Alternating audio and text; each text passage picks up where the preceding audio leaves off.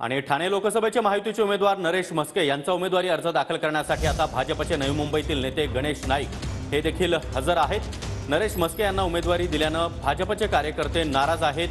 माजी नगरसेवक त्याचबरोबर पदाधिकाऱ्यांनी देखील राजीनामा दिलेला होता आणि त्यानंतर आता स्वतः गणेश नाईक हे नरेश म्हस्के यांच्या रॅलीमध्ये सहभागी झालेले आहेत। हे बघा, एखाद्याने इच्छा व्यक्त करणे हा गुन्हा आहे का? बरोबर आहे ना?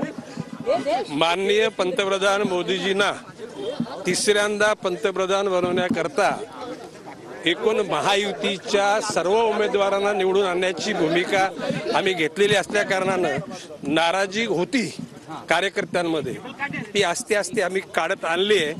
थोड्या वेळामध्ये ती नाराजी पूर्ण दूर होऊन जाईल। नक्की सगळे मिळून कामाला लागतील ठाणे, कारण मुख्यमंत्री एकनाथ शिंदे यांचा प्रतिष्ठित असा गड मानला। हे बघा, मोदीजींच्या करता आम्हाला प्रत्येक 48 जागा प्रतिष्ठेच्या आहेत, ऐकला का?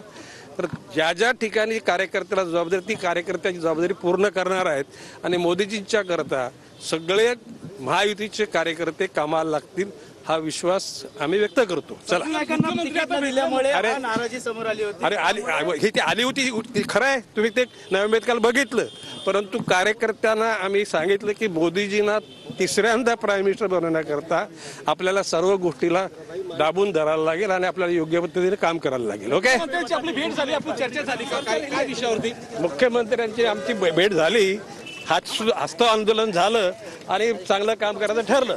चला, जिल्ह्यातल्या 3 जागा, पालघर जिल्ह्यातली 1 जागा, या 4च्या 4 जागा महायुतीच्या 100%। एकंदरीत पाहायला गेलं तर येणाऱ्या काळामध्ये पंतप्रधान मोदी असतील, योगी असेल, यांचीही मोठी सभा या ठिकाणी होणार असल्याचं कपिल पाटील यांनी व्यक्त केलं।